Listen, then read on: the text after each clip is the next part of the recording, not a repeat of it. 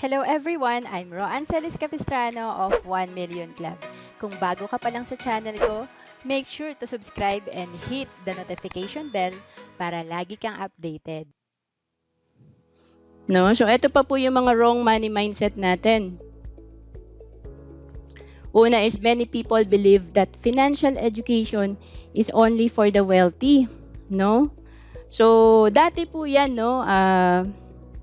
100,000 ang dapat na pera mo bago ka makapag-invest.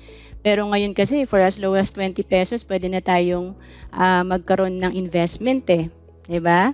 So, kailangan lang talaga mag-start tayo ng magkaroon tayo ng knowledge and education.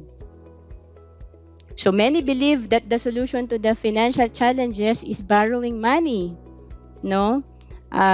Nitong last Saturday lang po, no, may kinausap akong kamag-anak, tapos gagraduate na yung anak niya sa high school. Ang naiisip niya pong pang tuition sa college ng anak niya, utang. 'Di ba? 'Di ba dapat kapag talaga may plano tayo, pinanganak pa lang yung bata, meron na tayong tinatabi para sa education fund niya. 'Di ba? So, laging ang solusyon nating naiisip is utang. Okay? So, some even rely on luck, no? Alam niyo po, nung last week din, pumunta kami sa SM, Calamba.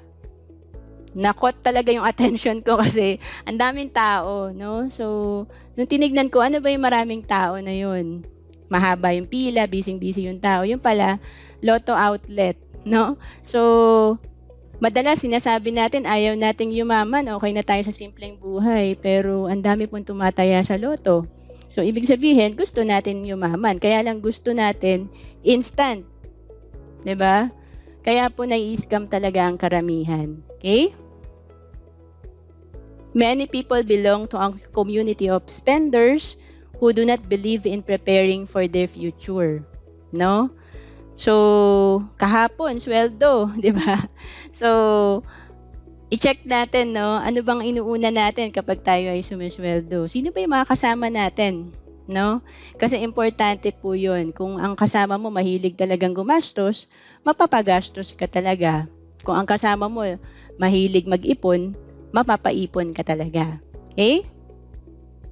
Many people use their credit cards as emergency fund. So, tandaan po natin, ang credit card limit, hindi yan pera natin. No?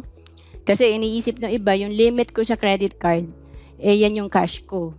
So, again, kailangan natin ng financial education kasi ang credit card po ay utang. Okay? So, magandang gamitin tong credit card. Ginagamit yan ng mga businessman, pero hindi dahil sa ina-advance na natin yung mga gastos natin, no?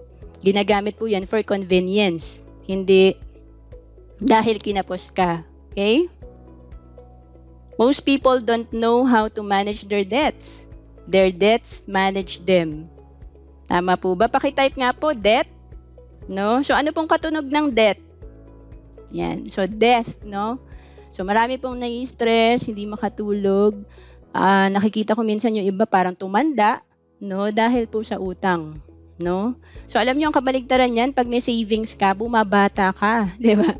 So, may peace of mind ka. Yan po ang meron sa IMG, no?